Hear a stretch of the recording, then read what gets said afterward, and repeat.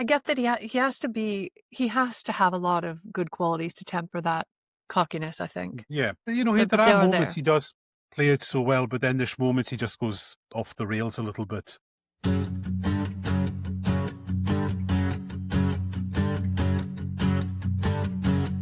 j'arrive à j'ouvre hold my edge d'évoquer. Welcome to Ocas Your Fair Island, enough. gave me to All Things Geek. I'm your host, Carl, and joining me tonight, returning. Have you calmed down from that little rant, Martin? Not half. You wait till you get me started. And joining us, first time on the show, is it Eileen or Eileen? How do you prefer it? I didn't check that before I waited Eileen. on you. Eileen, all right. Welcome, Eileen, to the show. So tonight we are doing the retrospective on probably the OG of geek culture in general. Like, would nerd culture even exist without Star Trek? Like, the convention scene probably wouldn't. Like, conventions, Star Trek, they had the first convention. There's like, just changed. This is like changed the kind of the landscape of basically culture as we know it, this show, didn't it? Certainly did. Absolutely. So many things that you watch and you think, that wasn't just original. That was completely, had never been done before. Yeah. Everything that they do is such a trope now. Yeah, and it's like I said, Martin, we're involved in organising Ocon, and it's just a thought like conventions as we know them probably would not exist without this show, because that's when it got cancelled early. That's how fans kept it alive, was conventions and inviting the actors along, and it was just these tiny little get-togethers, and it's kind of just morphed into the convention scene as we know it, and it's kind of interesting. It's not so much a big part of the convention scene anymore, but some of the youngsters, as we'll say, Martin, just they don't realise how much they owe Star Trek for that. Yeah, they certainly don't. I was at the first official UK Star Trek only convention 2016 in Birmingham. I think it was the first official UK one, anyway, the first one that was endorsed by CBS and all that.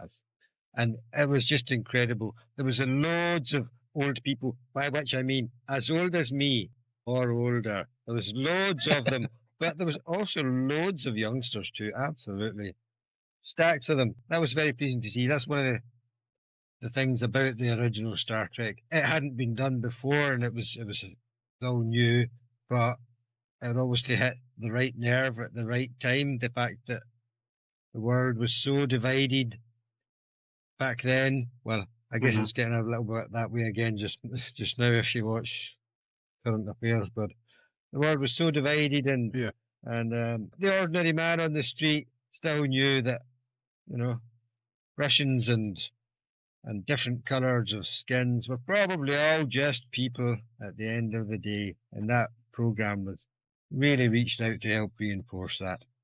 Yeah. So I think, like with all good things, start at the beginning, because the cage, I think we have to talk about this, because it's very interesting to go and watch the pilot, because we always associate with Star Trek this kind of bright, optimistic future, which I feel doesn't necessarily come across in the cage. The cage is really very somber, like from the start. And of course, I'm trying to remember the name, Jeffrey Hunter, was it, who played Pike in this episode? Captain Pike. Oh, yes. I think that's the name. Someone can check that for me. But even he's talking about some tragic event to the Doctor and that, and I can't remember who the Doctor was. Yeah, it wasn't Bones. Yeah, it wasn't, but it is. It's just a very somber atmosphere, and it goes through the whole of this episode. And yeah, what's your thoughts on the cage, guys? We'll get your opinion, because I think it has to be analysed, because it's quite interesting. This is the way it could have gone. Captain Pike is very, very handsome. I take it that's all iterations of him. I think Anson Mount as well gets that compliment as well, does he? I was always a bit shocked by that, because I think my first, way back whenever I watched Star Trek the first time, my first introduction to Pike was later, when he's much less good looking. No spoilers, but, do we remember what Pike looks like later? And Don't Oh, remember yes. this? Like a Dalek. Yeah. No, he's in a And wheelchair, okay, and he's okay, wheelchair, yeah. immobile. He can't talk, and he's got And white hair, and you can't even tell if it's the same actor. I don't think it is. But anyway, yes, he's very good looking. But yes, also it's very dark. It's yes, it sort of is. the cage seems a bit odd to me because it's there's so many things that aren't quite right Yeah. because some of the characters aren't there, and you can tell it's a bit of a dry run, and it kind of didn't, it's not the same as what we're used to, so it Mhm. sort of jars a little bit for me. I agree Yeah, I because guess. Yeah. watching it, I've read the the reviews online which say, the cage wasn't aired originally for reasons of it being too scary. Back then, they didn't want anything that portrayed it, Americans as being able to be manipulated mentally and to be Yeah. shown something that wasn't what they believed it was. They thought that was too far-fetched, but realistically, that's Yeah. probably a little bit true because of the Cold War era and all that, but realistically, it looks like there's so much changed from the actual first episode that aired. As you say, the captain's a different guy. He's got a kind of different vibe to him, as you say, the slightly Yeah. depression thing. He's actually talking to that white-haired doctor.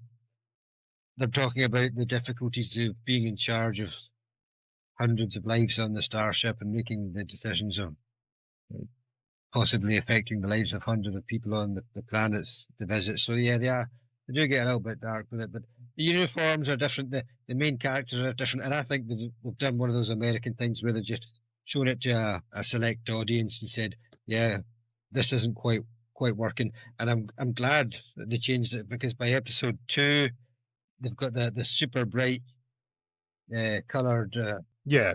Colorful uniforms. Yeah. uniforms. They've got Uhura, who just walks Mhm. on stage, and all eyes are on her for a good reason. She's a very powerful presence, apart from being a beautiful woman in a kind of leading role. So and I think even I can't remember. I don't think season 2 that Bones had made an appearance, or Scotty, but maybe they had. It certainly wasn't the original Doctor in that first episode. No. Yeah. Did you know that it was Majel Barrett playing number 1 in episode 1, Mhm. Oh yeah. who also played Nurse Chapel, who also did the voice of the computer, who also played Deanna Troy's mother in Next Generation, I believe, Botswana. Yeah. and who was also married to Gene Roddenberry. Yeah. Yes, that's Yeah. right. You can just imagine. So Imagine yeah. Gene. And she You wasn't. can imagine him going home and saying, "We're shooting tomorrow. It's a hectic schedule. We've got 30 episodes. That might not seem like much to you, dear, but any chance you could just, pop in and fit in for some of the actors are off sick." Could you play 6 different roles, please? Yeah. I don't think he was married to her at the time that she was number 1, but I would like to check on that. You were right. It is Yeah. Jeffrey Hunter, by the way, Christopher Pike. All right. I thought so. I was hoping that'd be right. Which yeah, I remember this Yeah. aired it was in the 90s. They aired this in the UK for the first time. I think it was like this thing where they actually showed it to everyone so they could see, and it is just an interesting artifact. And how they later repurposed it in the show was actually quite ingenious what they came up with. Yes.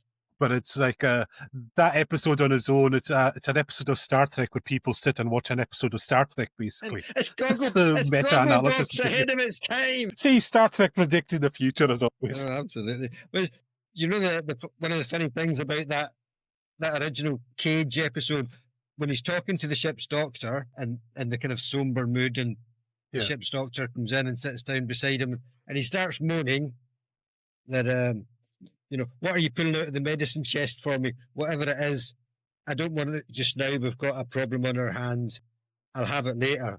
But the doctor pulls out a good old bottle of some sort of alcohol. You're not quite sure exactly what it is. Probably was whiskey, I imagine.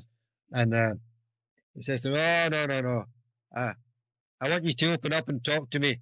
And I know that a guy who will talk to his bartender a lot sooner than he'll talk to his doctor," which I thought was quite funny and insightful and possibly true. Yeah. Oh, come on. It says a lot about the 60s, He's just doesn't it? tumbleweeded me there. Yes. Come on, for crying out loud. And again. Like I say, there'll be a lot of the 60s of this. I have to say, like when I don't often rewatch TOS. It's probably the one I rewatch the least. And like getting prepared, I was like, all right, how bad? It's not aged as terribly as I thought.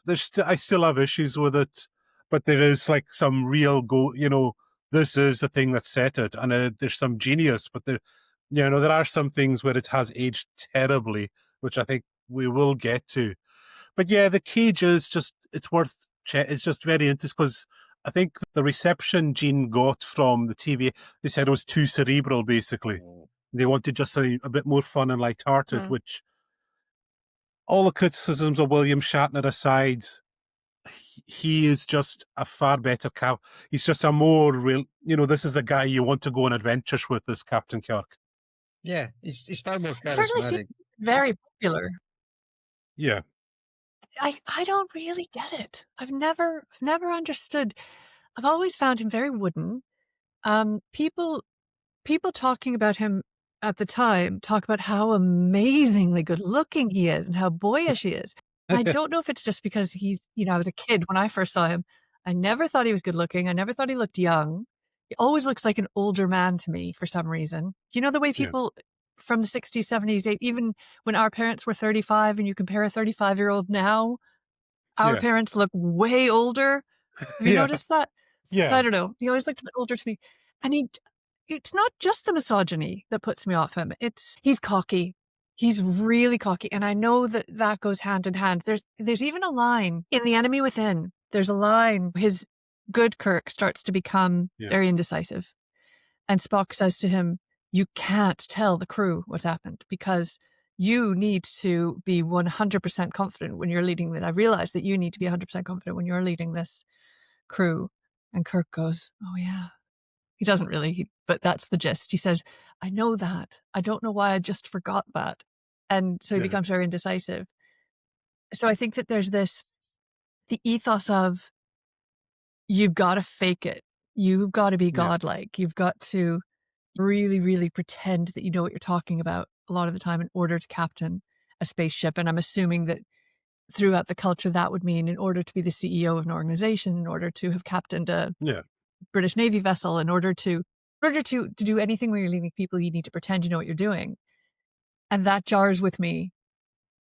I've just never felt that dishonesty and projecting yourself as something that you're not is ever the right way to lead people. So call me a hippie.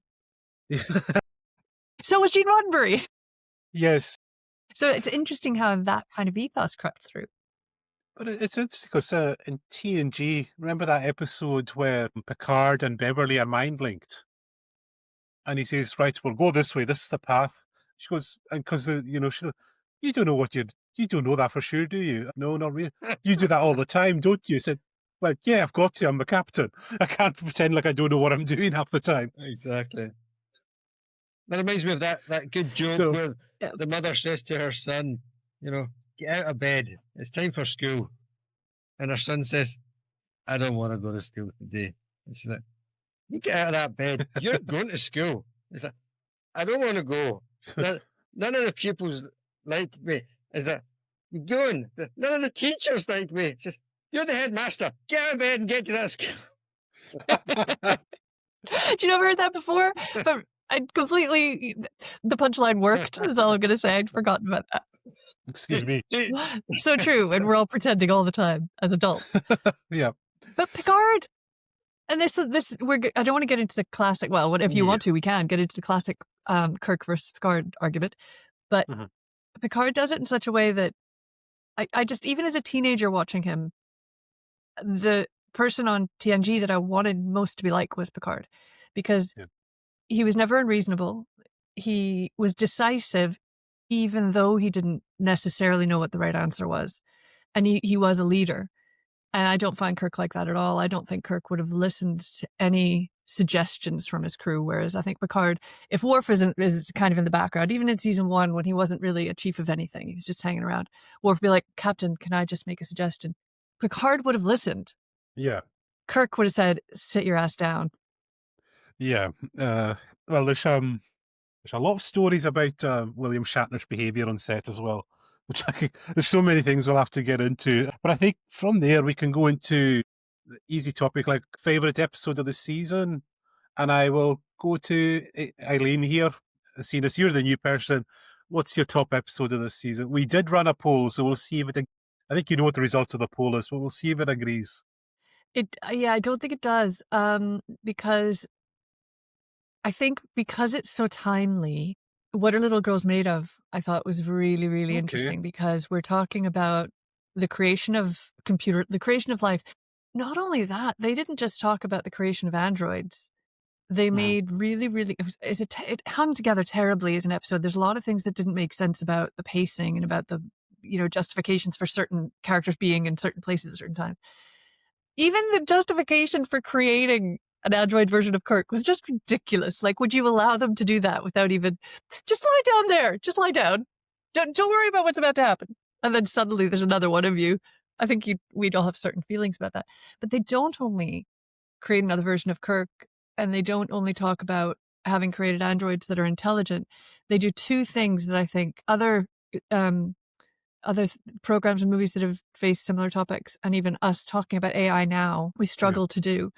The first is that they really hone in on why Ruck does what he does, and he help him become aware of why he does what he does, and he realizes that survival trumps programming. So he has been programmed, or, like AI, we haven't programmed AI to want to survive, but it does. And that's scary. So Ruck kind of becomes aware of the fact that he actually does have agency if it comes to his own survival. And then the other thing that they do is they talk about uploading human consciousness, which I think at the moment most of us are just too scared to talk about, because I don't think we're that far away from it. I know this is a different conversation. We're getting into a whole different AI conversation here, but it was, considering this was, what year was this? 60, 61, 62, something like that? 56. When did it first air? I mean, the 50s was your golden age of like sci-fi short stories. So this is really fast that we've gone from the very first publication that ever talked about a robot was in 1920. It was a play called RUR by a Czech writer called Karel Čapek. Yeah, and then that's right. Between 1920, that's not that long to get to talking about uploading consciousness, and perhaps other texts had done it before, I don't know. But anyway, that's my favorite episode for that reason, because it was very, very, very clever. Okay. Martin, I like that episode. Or any opinions? I like that episode, but Rock was too scary, because he just picks one of the scientists up and chucks him over the edge of a chasm. No hesitation. Normally in these kind of that era, you get warning. They walk up to somebody with that look of, I'm going to kill you. He just grabs him and chucks him over there, and you're like, shit, did that just happen? And he's so big and powerful, and then just disappears. And it kind of gives me the spooks a little bit, watching that one. And then on top of that, at the end of that episode, the android one, Kirk asks, when he's getting programmed, the android version of himself, he makes sure that the android version will say something to Spock, and he says to Spock, "You're a half-breed," which I think was rather brave. I mean, brave few words and all that, but I think it was rather brave. Maybe they just didn't care about the indigenous people of America at that time, and it was still okay to use something like that in that example where it was something that shouldn't be used and shouldn't be said. But still, I found that a little bit weird to say that. Did they say half-breed quite a lot? Like, you could indicate that a character wasn't a nice person because they'd called Spock a half-breed. I feel like that's something they do frequently. Isn't it? I think I'm misremembering. I think they might do that again in the episode where the terror, the balance of terror, where they introduce the Romulans, and again Spock gets kind of earmarked for sure as being related to the enemy. Coming back to the original question, I think my one's got to be back in time. Tomorrow is Today, with Joan Collins in it, in the Depression era.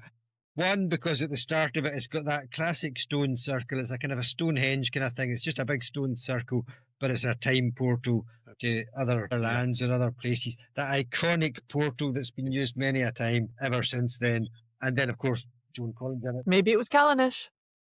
It could have been. So even though It could have been Callanish. it's not the most sci-fi episode, and from that respect, but I think it's probably my favorite. Yeah, I had to correct you. It's City on the Edge of Forever. City on the Edge of Forever, sorry. Yes. No, I like that, and it's also although like not a huge fan of Kirk, it's what he says at the end when they're all about like what happened, and he just said, "Let's just get the hell out of here." And it's the performance of the three actors right at the end when they let Joan Collins die, and it's just the way the three of them react. It's like that is so well done. It's so emotional. I mean, what is it like? McCoy says, does he realize what he's done? And just the way Spock says he does, he realizes what he's done. It's like the weight of all this, this push, and then just that.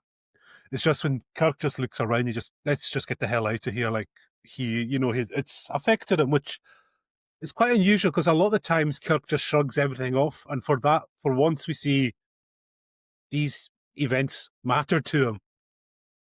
That's true, especially since he's got basically a different woman in every episode, and it can't seem to mean that much to him. But yeah, it does affect him in that episode for sure. Yeah, and it's just and also got to give big props to the writer DC Fontana, who wrote a lot of fantastic episodes. And she used the name DC Fontana because basically if she put her name Dorothy down, she knew they'd get rejected, her scripts. So even behind the scenes there were these classic battles going on. female writer. Yeah. And she wrote a lot of scripts for TNG, but that's when we get to S1 TNG, that could be an hours long discussion what went on there. Okay. Oh yeah. Yeah, the stories of that are notorious. Yeah, that'll be interesting. So with that, and strangely enough, none of us actually mentioned the episode that I ran some polls in different Facebook groups yesterday to get this. The one that came out, the clear winner was Balance of Terror. Where the Romulans are introduced.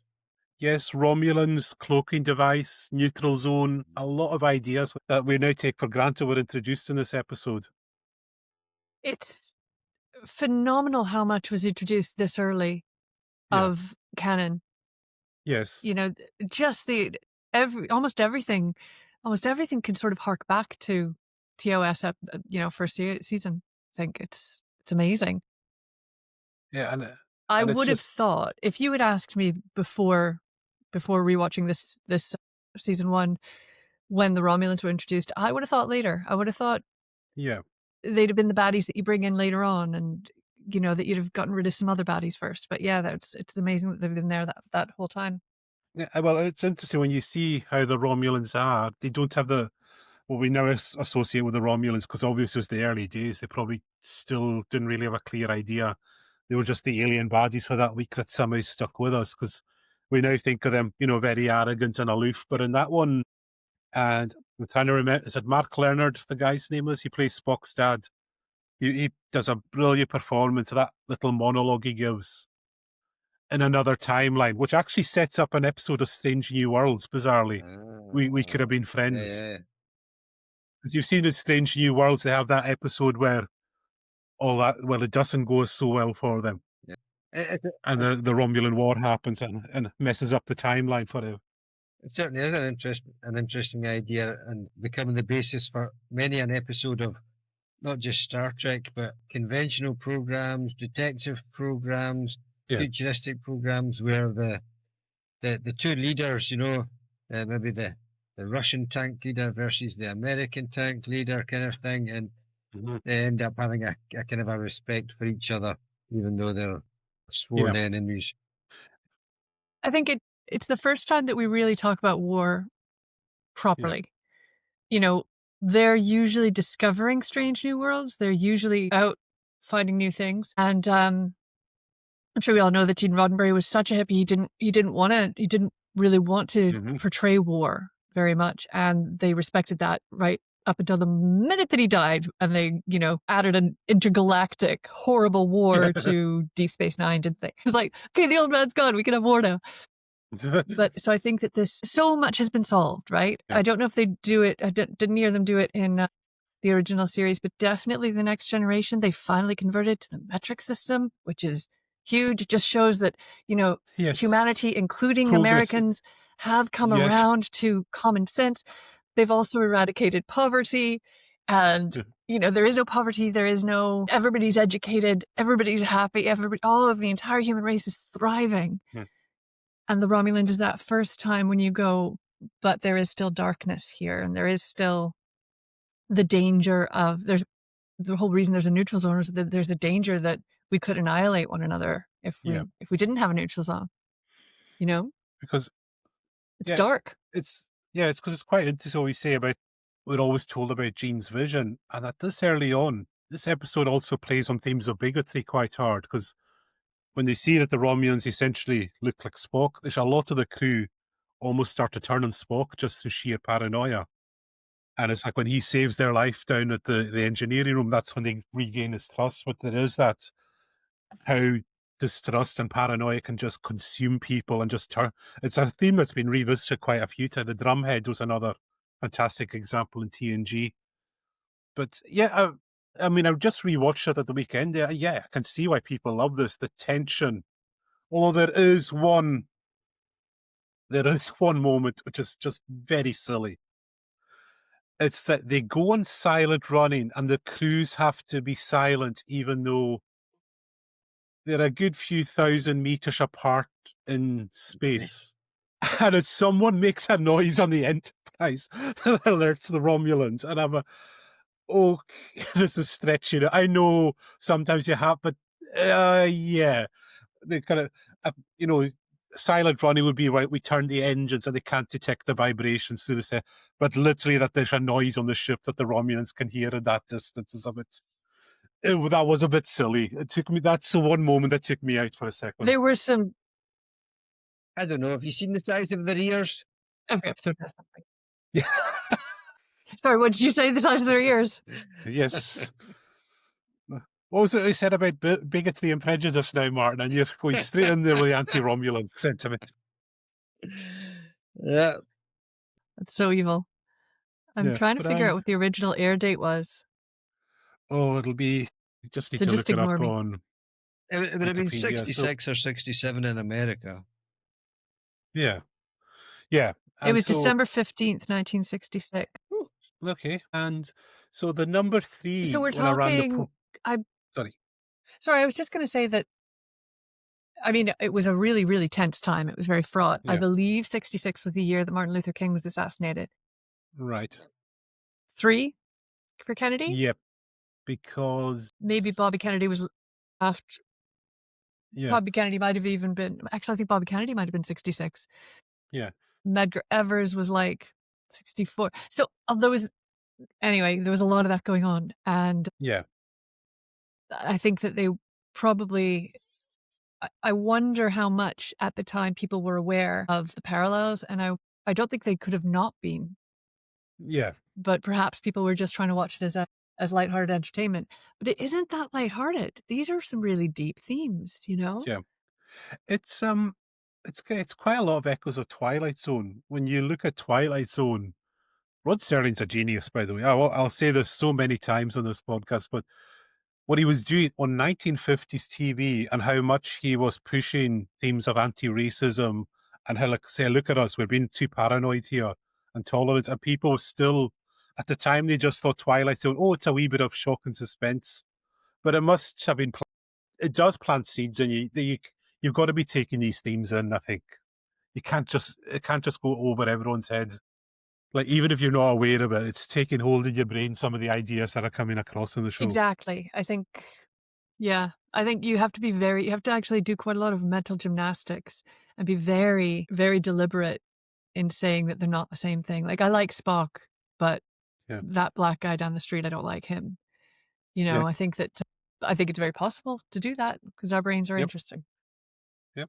It's strange. Any last thoughts, funny you Martin? mentioned that because I think it's very true that I couldn't refer to anything in particular, but I'm aware of a few studies and research things where people would get into, say, an argument or there might be some impoverished children living in a poor neighbourhood. The argument thing applies to almost anybody on the planet, so I guess that's more appropriate. The way you would respond is generally from amongst the things that you've seen, and therefore you think that's your tool set. You've watched somebody chop down a tree, they pick up an axe or a saw, that's the thing that you're going to go for when you go to chop down a tree. You've never seen them use a chainsaw before. You wouldn't even think of it. And the same in arguments or judgment of other people or the possibilities that might be in the future. If you were only possibilities you've seen are possibilities that are bad ones, that's the choice you're going to think that you have in your head. And you say, well, if I contribute to this war or if I don't contribute to this war, it's either going to be bad this way or bad that way. But when you've seen an example of somebody portraying that actually there's a third way to go and it could be a good outcome, then that becomes part of your tool set, or it does after you've seen it a few times. And as you say, when you introduce these ideas that perhaps we're all just being a bit too racist, there is a nicer way.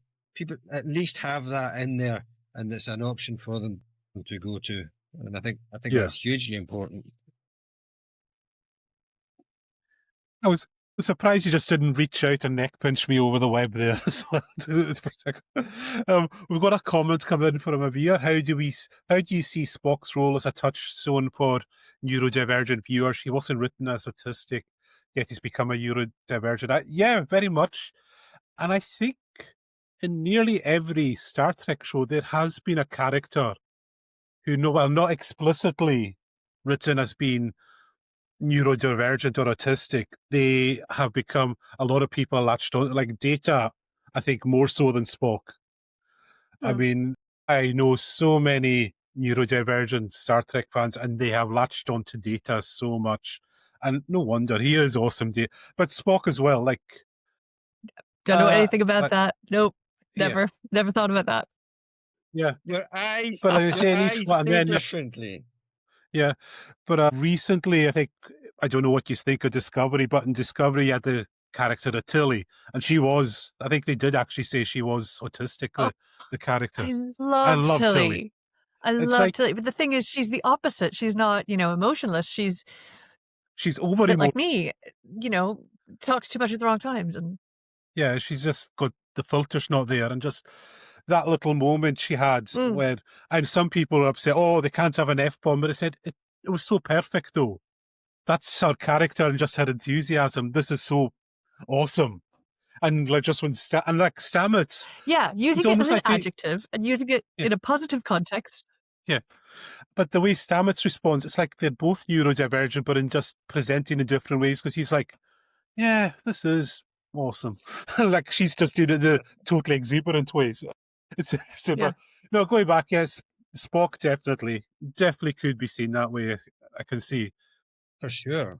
And then I love the idea that, well, I think it's important that we kind of acknowledge that neurodivergence is, as a term, is quite new. So I don't think we've conceptualized it correctly yet. I think it's interesting because I don't know, I haven't done the scientific reading, but from what I've read on Instagram, the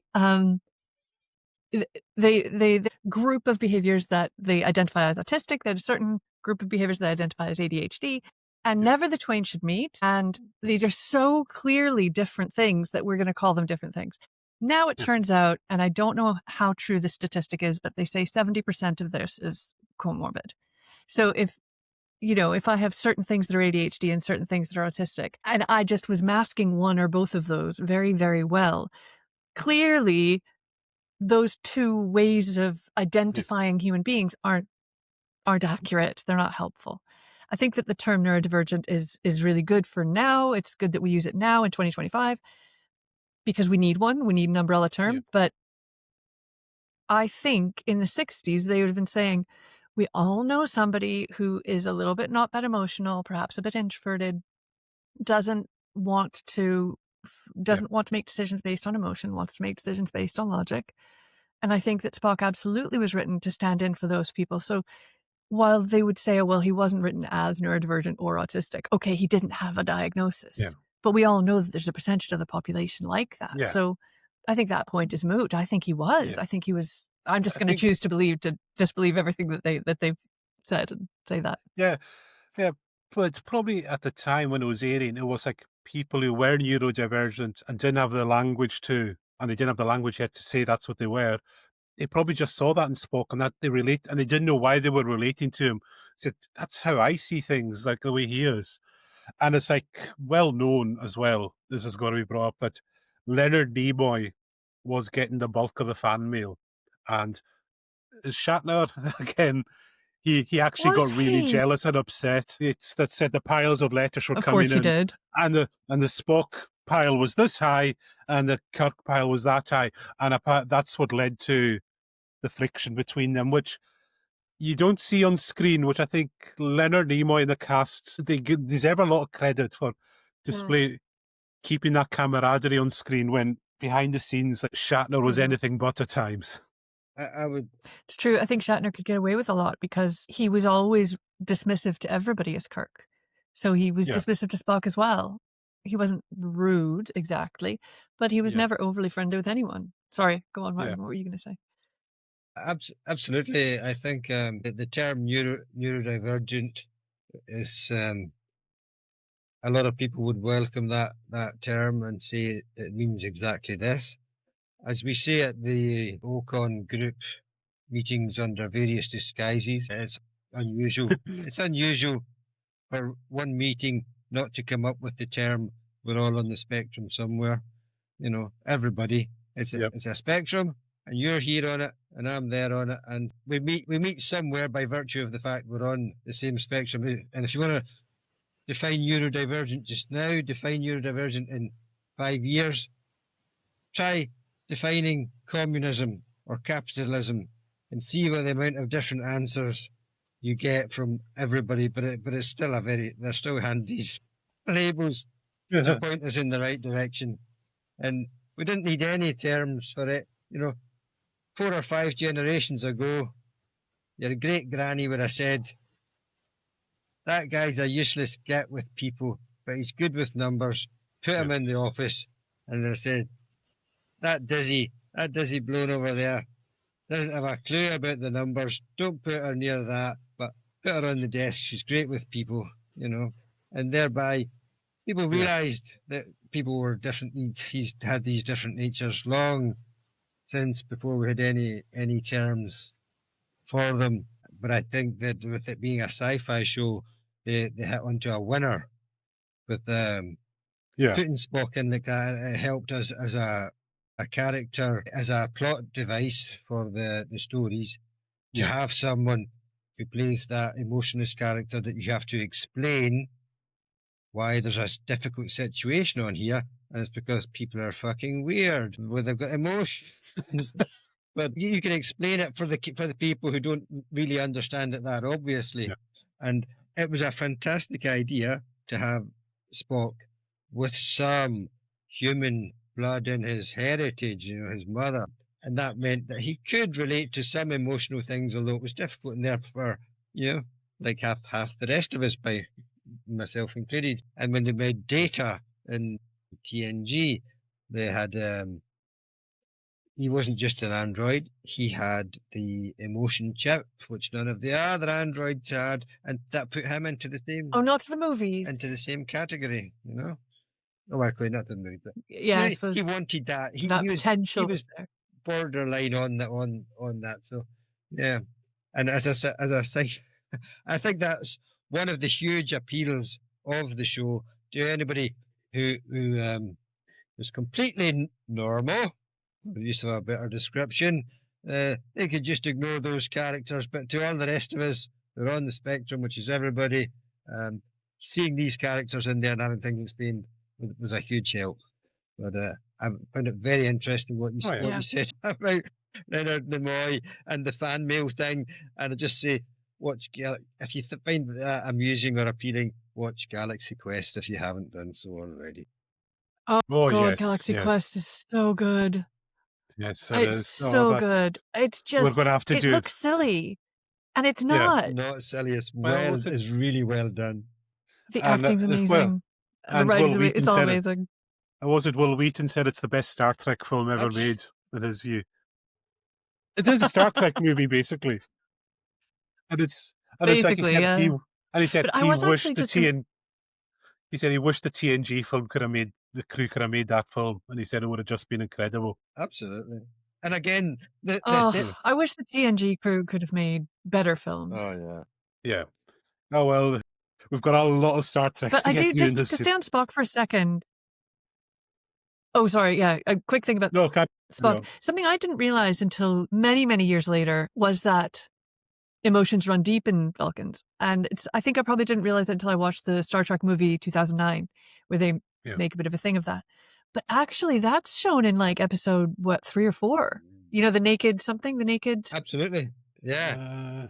Naked Time. something, and it shows how badly affected Spock is when he loses Yeah. his cool, And and he gets there's- quite maudlin and quite melancholy, which is really fascinating. They don't go into the history of it, but Yeah. right from the start, that was baked in, that the emotion is there. Yeah.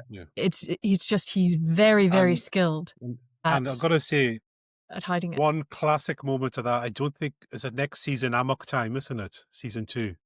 Oh, I think so. Yeah, I think so. I don't think it's season 1 anyway. And it's that bit at the very end, and it's so hilarious as well. And it's just remember, it's when Kirk reappears, like Spock thought he was dead, and he just the biggest smile, Jim. And then it's like, yep, it's good to see him. Yeah, he immediately corrects himself. It's so perfect. Yeah. So he's keeping it all in, which is fascinating. Yeah, fascinating. You slipped that one in there nicely. That wasn't even deliberate. Yes, yeah. And so I think because one of the things we're not taught is some of the designs in this. What can you say about the Enterprise as a piece of design that is not already? It is beautiful. It is just that shape is just. It is beautiful. It's you The see thing it's is, it's swirling so along. that the design. Oh, you mean the outside of it? Yeah, just the outside. I was thinking itself. I went to the inside. I went to the bridge immediately Right. in my head. The outside. Yeah. Talking about the It's outside of just- it, though, yeah, that beautiful little model that they just carry across the screen. Yeah. So it's beautiful. It is absolutely beautiful. It's very It's just like it's curvy. one iconic bit of design, isn't it? It's just there's so much been said about the Enterprise. You can't say much more. It sets the precedent. But I have to say, talking of people being neurodivergent or just people who are just easily annoyed by small things. At the start of the original series, putting a little model in front, it comes from the left to the right, from the back to the front, back to front, left to right, and then it appears on the right to left, but also from the back to the front.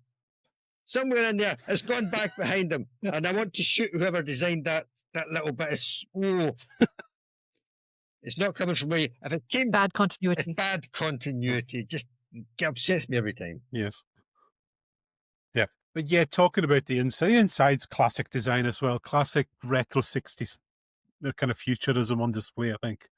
It's just gorgeous to look at. I think it's so new. It was so Yeah. new, the 60s design. But I think, and people have made this comment that Star Trek was created to sell color TVs. And color was so new. And you're looking at it now, and I know that what we're seeing on Netflix probably is digitally remastered, isn't it? And it's probably a bit brighter than what they Yeah. saw. But imagine that. You've only ever really seen black and white television before. Original programming that's not a live event of some kind. And there's so much color. It's very, very saturated color. It's not just grays and browns.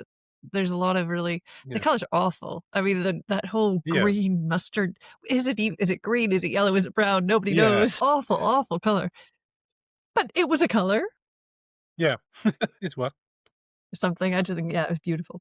The red and the Yeah. blues of the uniforms were very, very Beautiful. appealing. It's like when you were a kid and you opened up a box of Quality Streets back then, and those pink wrappers, and then the foil inside them had that aluminium dyed stained pinkness that you can't get it in anywhere else.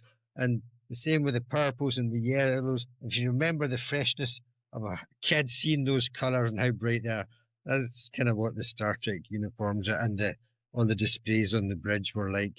Yeah, and to see that for his first time on colour telly would have been make an impression for sure. Can only imagine. Yeah. Was the ship itself? It's really similar to the Next Generation version, isn't it? They're quite they're kind of similar in style. Yeah, similar design. It's kind of kept on what we obviously now know it was a Constitution class. And this is incredible to think. We don't see another version of a Federation ship until Star Trek II, The Wrath of Khan. That's the first time you see any other variant of Starfleet vessel. It's amazing. You would not think that now. You'd think... that's true, because... Yeah. And I've got to say this... But they're usually rescuing people that they've either chased into an asteroid or like... I've got to say, this is one thing, and it's the only Star Trek show which really captured this. I think it's probably because of the limitations. They couldn't have heaps of Starfleet vessels, but you really get to sense this crew is on their own in the frontier. There's actually a feeling of isolation. You don't get that with TNG or even Voyager. I never really felt, they're out here on their own and we don't know. Well, Voyager was just, there was that feeling of safe comfort. But with this crew, it's like, what's going to happen? Will they actually survive? Yeah. There is proper tension to it. Absolutely. Why was that with Voyager, though? Because they were in, well, I suppose they were in a quadrant that had been mapped. They at least knew there was a quadrant. Whereas in the original series, they probably didn't even know. Maybe the quadrants hadn't been defined yet. Yeah. I think it's just the way they made the show. But you're and all absolutely that. right. And the way and the performances, it just felt like, this crew's going to be fine all the time. They've got nothing to worry about. It was just and also, I've got to say about here, so good the holodeck is in here. There's good holodeck episodes, there's bad ones, but when it just like, they really had to think out their episodes here. They couldn't just, we don't have an idea, let's go for a holodeck episode. Absolutely. Oh yeah, they couldn't do that. Well, to be fair, it was all back in you then, and people were probably just accepted anything.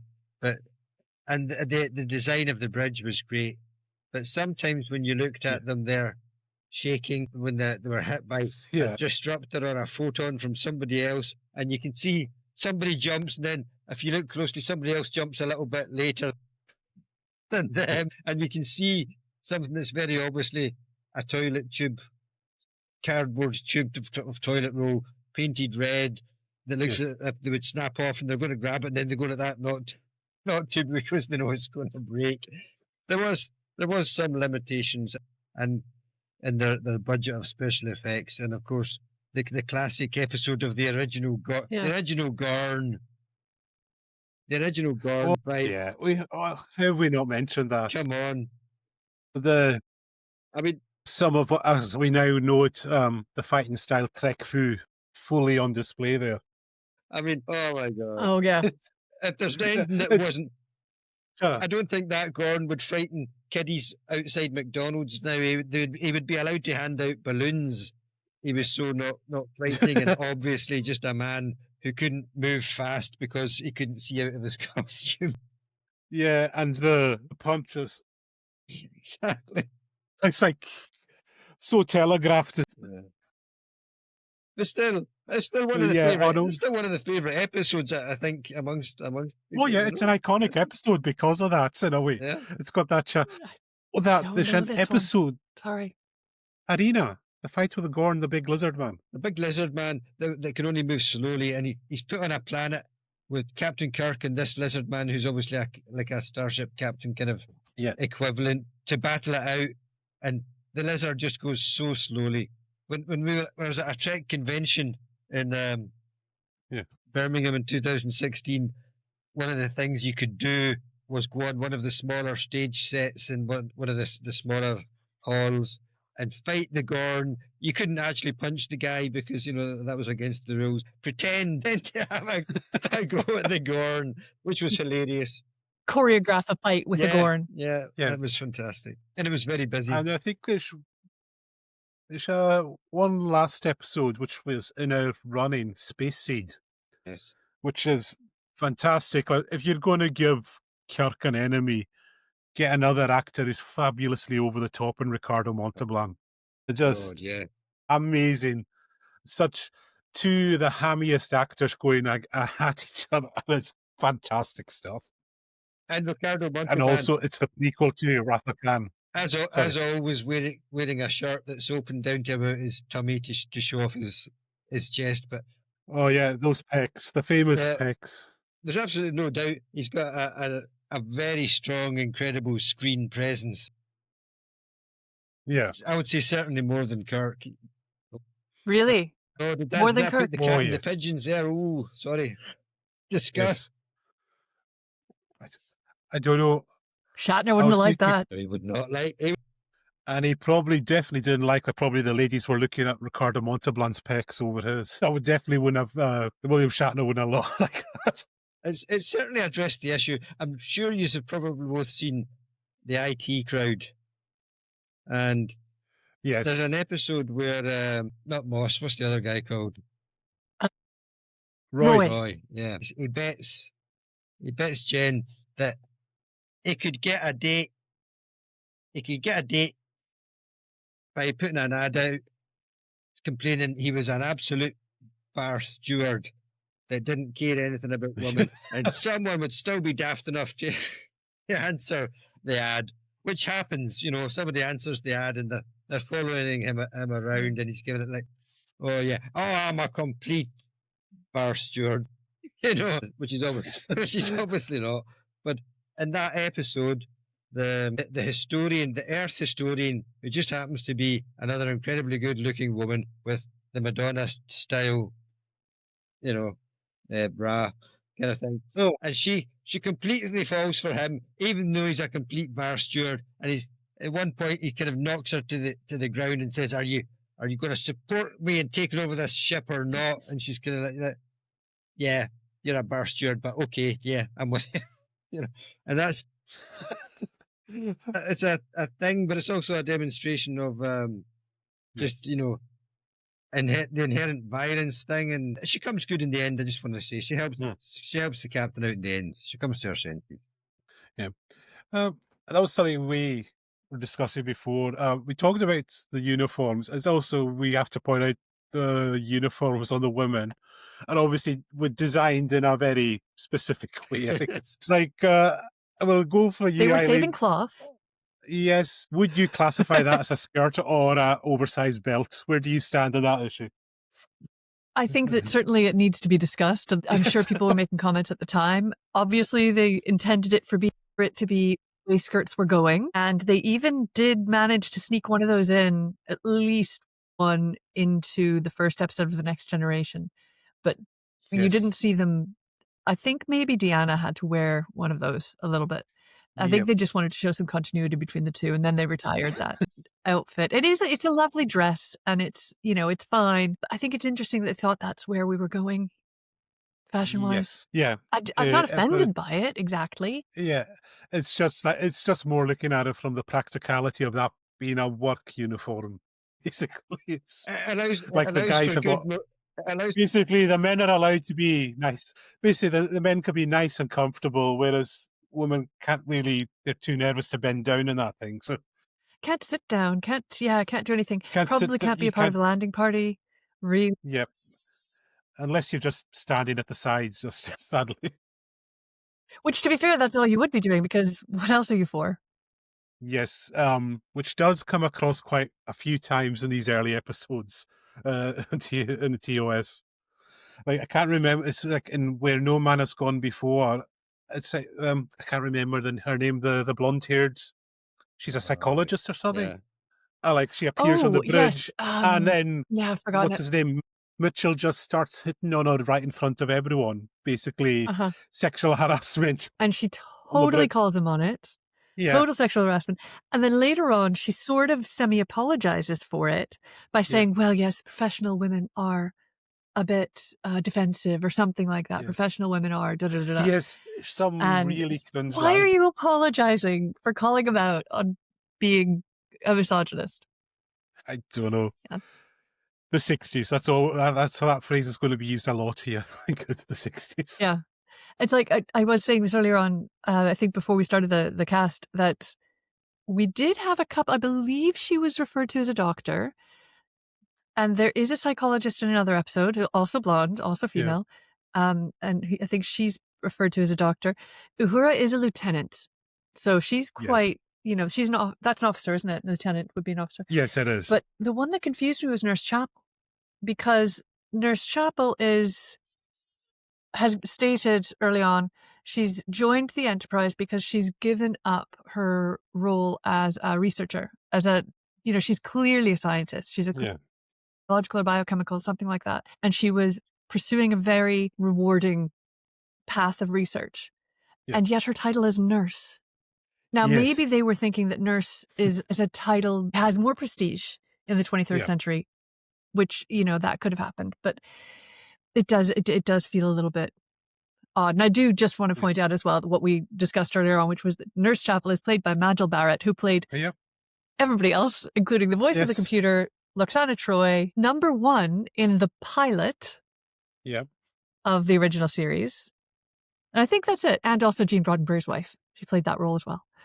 And it's I think that gotta covers be it. said, she also had a cameo in that last season of Picard that brought a tear to the eye. Not that I was crying enough I haven't that seen the when last that crew season. when they walked on the bridge of the D, and then you hear the voice, it just, it's just, all the feelings came out then. Oh, you have to watch season I 3 of can't believe she's still Picard. alive. No, she's not. I But will. it's Yeah, I just, definitely will. yeah, but season 3 of Picard, Yeah, but watch it, sorry, go on. and there's just the episode when they finally get back to the old ship, and you will cry. Everyone cried. That was so emotional. I'm sure I will. I definitely will. Yeah. Actually, speaking of women, do we have time to talk about Yes. Yeoman Rand? Yes, we can talk about it. Yeah. Okay. I We think can that run over. We can run over a Yeoman little Rand bit. is just such a fascinating. Yeah. Okay, just kind of to encapsulate this, did a bit of research on Yeoman Rand because I was fascinated by that her entire role. She was only in 8 episodes, and her entire role seemed to be to get assaulted. So Charlie, who was the Yes. 17-year-old who had ultimate power, tried to assault her. And in a scene that I would call, this is how to patriarchy, my son, Yeah.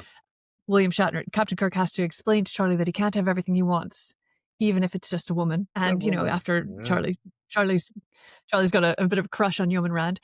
And there are also, and then in The Enemy Within, bad Kirk assaults her, and she has to then report that to good Kirk, but she doesn't know there are 2 Kirks. So she's being interrogated by the person that's just tried to rape her from her point of view. But she's saying things like, I didn't want to embarrass you, Captain Kirk. I wouldn't have said anything at all if blah, blah, blah, somebody hadn't seen it or whatever. And I thought that was really, really interesting. And then, so I did a bit of research and discovered that actually, I believe her name was Grace Lee Whitney or something similar to that. Yep. The actress was fired, or she was let go. And she was told the reason she was let go is that they didn't really want Kirk to have only the one love interest. And I'm like, I didn't get that they were love interests. I got that Kirk treated her the way he treated everybody else, which was his for the taking if he wanted, but there didn't seem to be anything between them. Anyway, that to one side. That's the reason she was given, that she was fired, because they wanted him to have like a love interest every episode. But also she did come out years later, and say that she had been sexually assaulted by an executive on the show, an executive of the show. And she thinks that had something to do with why she was let go, because she wasn't just meant to be a bit part. She was actually one of the female stars. And what they told her was, well, we have to let someone go, and we can't fire Nichelle Nichols, First of all, she's a lieutenant, she's comms, she's really essential to the plot, but also perhaps there was something to do with, we're not firing the black woman. That's not happening. But there's a couple of blondes, so I'm going to let you go. And I just thought that was really, really tragic. And she had a bit of a tragic life, but she did come back. She had some help from DeForest Kelley said, oh, these conventions, you should get on these conventions. So she did a few conventions. And then Leonard Nimoy really championed her, and she was in most of the movies. And she was in lots of spin-off stuff as well. So anyway, just wanted to say, I'm sad that Yeoman Rand didn't last a bit longer on the original series. Yep. And she also appears in quite the most famous Undiscovered Country. She's on Sulu's ship. I think she's the comms officer there. Yes. Yep. Apparently she Which and George Takei were supposed to have a spin-off themselves, and it was going to be called George right. and Gracie or something silly like that. And then it never happened. They did something else. They made, I don't know, The Next Generation instead, or they made something else instead. Yeah. And it's interesting because this is just another daft moment that I remember is, do you remember the Voyager episode, which is set during the events of Undiscovered Country?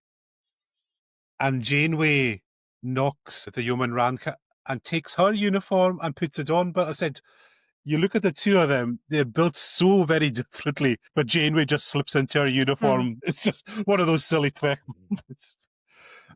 Say that, I think The tricks of television. yes, and I think we probably mentioned the episode to skip was Charlie X when I found that such a difficult watch. Really? Yes, I did not enjoy it. I think thought it that was brilliant. and probably I'll say I'll probably give two. My other episode that I always is Mudd's Woman. I'm not a Harry Mudd fan. I just I never hate. clicked with me. I cannot believe that they reprised the role of Harry Mudd. Oh, That was in Discovery? Discovery, but It was Rainn the good Wilson. thing, and see, a lot of people were upset at how Rain played it, but I liked it that he was basically a psychopath. He was an evil psychopath. Yes, He's not a whereas in this, he's a I actually think charming, that lovable rogue that who's gives him. trafficking women. I suppose. I think he's. I don't find anything lovable about him. I think he's disgusting. Yeah, Either whether he's a psychopath or not, but I think both actors played him very well. yeah. But I preferred the Rain one that it's actually, it makes more sense what we know about him later, that he is basically he's more portrayed as being Yeah. a dark character rather than this. It's like, oh, he's a jovial old character, just a harmless character. That's how they're trying to portray it in this version. Just a a slave trader, Yeah, no just big a deal. happy old slave trader. A lovable slave trader. It's just women anyway he's trading. It's not like it's any dodgy. I think those, because it was difficult to watch, it's actually one that I enjoyed watching the most. Maybe Yeah. that makes me a masochist, but Yes. yeah, that was a hard watch. It was difficult to reckon with the themes of, transporting women to be sold as wives and giving those women, they seem to be complicit in it. They seem to be sort of happy about, oh, yay, we're going to get husbands, minors. We love minors. We don't care how they treat us or how stupid they are. And it's very sad. It's very sad. We could do a whole episode on that. And I'm going to say my underrated episode, I don't know, is Taste of Armageddon. This episode does not get brought up enough, and I love it to bits. I always love watching it. If you remember, this is where they've been told there's this long bloody war, but they arrive on the planet and it seems so peaceful. And what it is the two factions, they run a simulation, calculate the casualties, and they say, right, 100 people died on our side, you 100 go to the chamber and you're killed. And it's like that monologue. Again, one of Shatner's better moments is about how you've made war something clean and easy, and it shouldn't be because you have to learn from it. And the way you start learning is just saying, I'm not going to kill today, and then you start from there. It's like, he does have his moments. Well, although we've bashed him a bit, there are moments where he does shine, and that's one of them. It's almost like a very Picard To be kind fair, of he speech didn't write gives at that. the end. Yeah, but it's like, it's almost like, that's something that Patrick There's Stewart got to could be say goodness. quite. Yeah, Well, he says it so well you'd believe Yeah. he wrote it or said it. yes, Yeah, maybe. I think I get that he has to have a lot of good qualities to temper that cockiness, I think. yeah. But, But there they are are moments there. he does play it so well, but then there's moments he just goes off the rails a little bit. Like the line between William Shatner Over the and top Captain Shakespearean Kirk. with the eyeliner. Yes. If it wasn't for, So, if it wasn't for you the guys- eyeliner, I wouldn't have known in that Enemy Within episode, I wouldn't have known which one was the evil captain, except for that eyeliner, like something out of a Charlie Chaplin or Buster Keaton movie. You could tell he was the villain with those black eyes. He really think- hemmed that up. No, I think one more episode which kind of paved the way, created a Trek trope, was Squire of Gothos. Is well worth mentioning. oh yeah. Because that was basically the What was blueprint for Q. Yeah, it was, yeah. The Harry Mudd and the Q Lane. have come back in so many guises. And as soon as I get into an episode of anything where I see that, I think, here we go. This is the old Yeah. Squire of Gothos or Q episode or the Harry Mudd type episode. And it's a bit like, Yeah. If you got a hobby and you buy a magazine, like say photography, you buy the monthly magazine. For viewers that don't know what these things are, they're bits of paper that we used to use before computers and Instagram and shit like that, right? And that's where you got all your information from. And these bits of paper, they were published monthly in a shop. You would go and buy them, and every month it would be something different. And then January next year, it would be a different picture on the cover, but it was basically the same story pushed out again over 12 months. March would be all spring flowers, and summer would Yeah. be polarized shots of blue beaches and things, but a different cover on the front. And I always think that you see it in lots of soap operas and everything, the daft Christmas episodes where you think, what the hell are they doing here? And I often feel that with the Mud and the Q episode. Yeah. So overall, your thoughts on season 1? I would say, compared to like how other Trek seasons had their first seasons, this is really solid as a start. Season 1 TNG is unwatchable at times, basically. You really want to switch it. This, I think, you can get through all the episodes. I don't think there's anything you'd really switch off and just go, what the heck am I doing with my time right now? It's a bit odd because I mean, go on. it's a bit odd because you see, like I think like we're mentioning like episode 3 or 4 or something into it, that they all get infected by some virus that makes them uninhibited in a really dangerous way. That's the one where Oh, yeah. where Spock, you see Sulu's sword fencing skills, and it looks like a really silly episode, as the screenwriters are obviously using it as a vehicle for displaying the characters, exploring the characters' personalities a bit more thoroughly, and in that you see Spock becoming very emotional and crying, and it really demonstrates that he's got the human side, and that can happen. And then so it's got a purpose. And then like the Charlie X episode, I would say, well, I'm not really interested in seeing what some adolescent boy would do. I think we all know what an adolescent boy would do. He would get a crush and stuff. You forget that there's countries around the world where adolescent boys are given that kind of, or youngsters are given that kind of power. So it's got a genuine purpose to it. So I think all those things can be forgiven, even the silly episodes. I would say The Enemy Within, where Yeoman Rand gets attempted rape by the evil captain.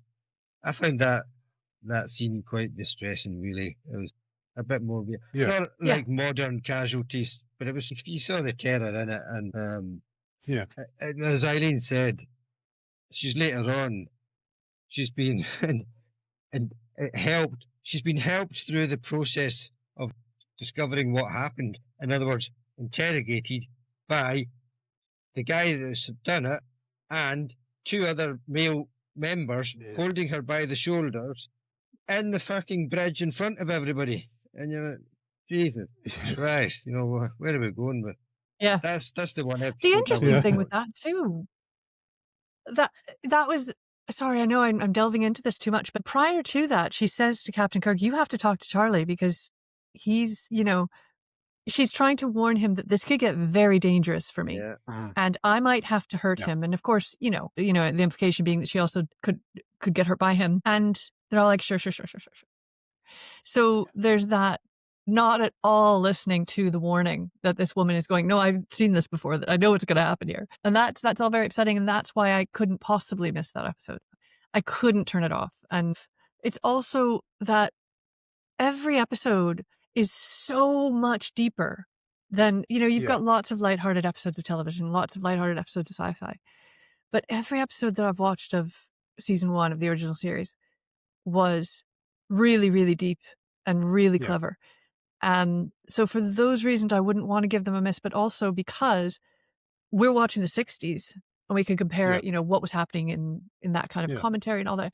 In the fashion, the color, everything about it is very 60s, even though it's 23rd century. And I think when we get to the stage where we can watch the Next Generation and go, is that what the 80s was like? Maybe it'll be just as interesting. But season 1 is pretty tough. It's pretty tough to get through.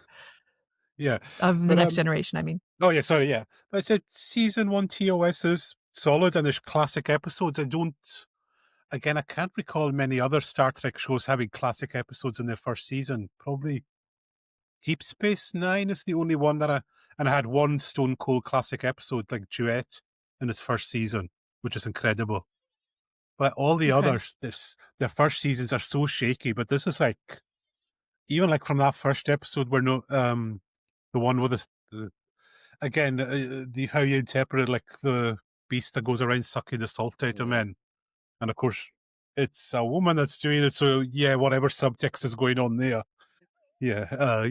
What was Sorry, I brought my fascinating kind about of that was that Remember not only could it shapeshift or yes, it project, could. but it could also read Basically, minds. the men It would project also what you wanted to see. yes, yep, that's right, and that's the very first episode. Yeah, but with that, probably the last thing I leave Yeah, on is the sets. Now, everyone makes fun, but I think they work great because they do feel like alien worlds for me I when I think was watching brilliant. this. Like when they say it's a remote outpost, for some reason, that empty set makes it feel like this is a remote outpost on the edge of space. I don't know why. It's just there's that feeling of it there. I think their acting is actually better than we give them credit for, because Yeah, when they beam down and all of a sudden they kind of looked out round, and yeah, they're acting like they are on a strange planet. And I would say kudos to every one of them in every episode where they're on the transporter. If they're frozen like yeah, playing statues in the school gym hall all over again. They're all statues for a moment, yeah, then come alive after being transported. And you believe they're being transported on that transporter, where yeah. obviously they're just like, everybody stand, go. Well, did you hear about this? So the doors were operated manually, obviously, even though they Yes, look like they're automatic. And the way that they did that was the person who was about to go through the door, the actor that was about to walk through the door, had to stand very, very still. And then somebody who you couldn't see would be opening the door, and then yeah, they would speed that film up. And that it actually just happened in real time. I'd heard yeah, that, but I wasn't sure that was true or not. But I think that it's one of these amazing things with old technology that they really had just figured out how to do yeah, really excellent set design just in that square. Yeah. yeah. And I think that's fantastic. Which, I'm amazed actually that when it was remastered, we didn't see a lot of really shoddy plaster of Paris backgrounds, and because there's a lot of rock walls, wasn't there? yeah, yeah. They mostly But they all remaster work. They just look this. like rock. I've got to say, talk about the remasters. This is one of the less offensive remastering of a classic material I've seen. It's just external shots, and they've not gone too overboard. It does kind of fit in. You're not suddenly. It's noticeable, but it's not like totally jarring when the new CGI stuff comes in. Yeah. Well, yeah, because it does look very good. It's just that I think Yeah, we have a better kind of idea of what the makeup and yeah, their faces are much clearer than they would yeah. otherwise be. I think that's just the HD. I think that's just the HD remaster. As far as I know, they didn't touch anything else up apart from a lot of the space scenes, because they just said it's what they could. They said, but just sticking CGI in like the bridge scenes would just be too obvious. It's 60s footage at the end of the day. Yeah. Right. So with that, I think we can come to the Yeah, I end. think they did a And very good job. yeah, Martin, I think you know what comes next. It's the trivia round. You've been watching the show, so 10 questions about season 1, guys. Let's see Yeah.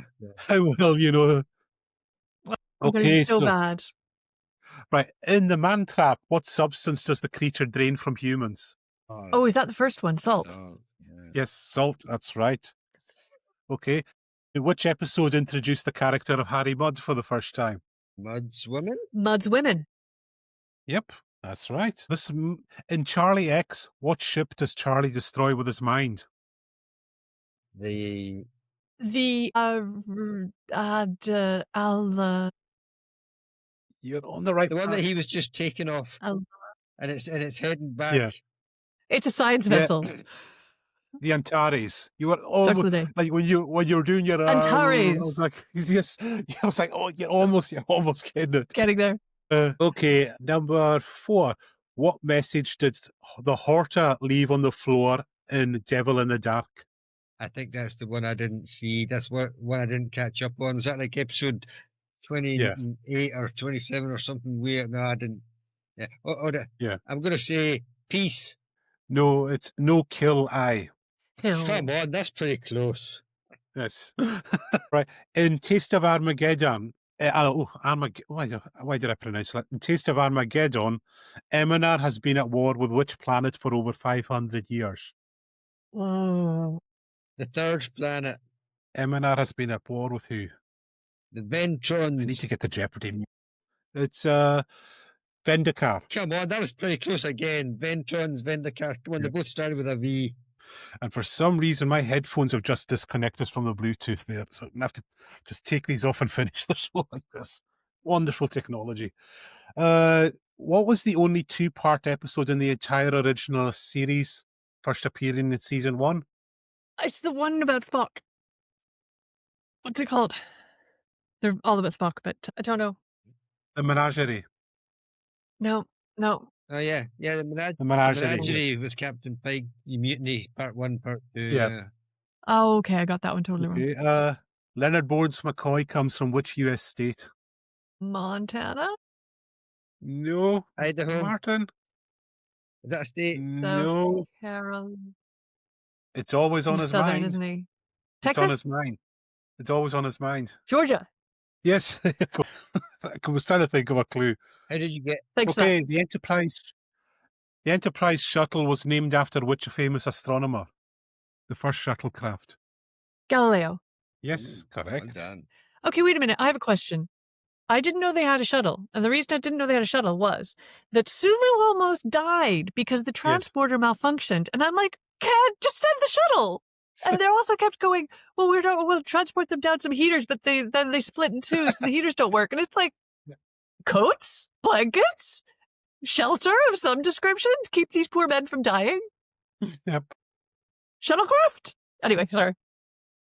So, who was the first character to be on the receiving end of the Spock's nerve pinch? Who was the first character to get nerve pinched? Charlie. No. Martin. They're toughy. No, It was early. no idea. It was It was Kirk. really early. Captain Kirk was the first person to get a nerve punch.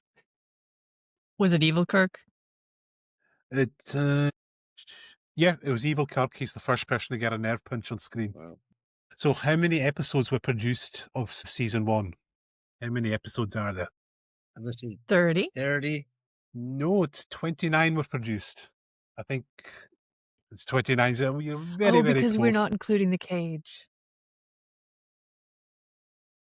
All right, so there we go. That is our look at Star Trek TOS season 1.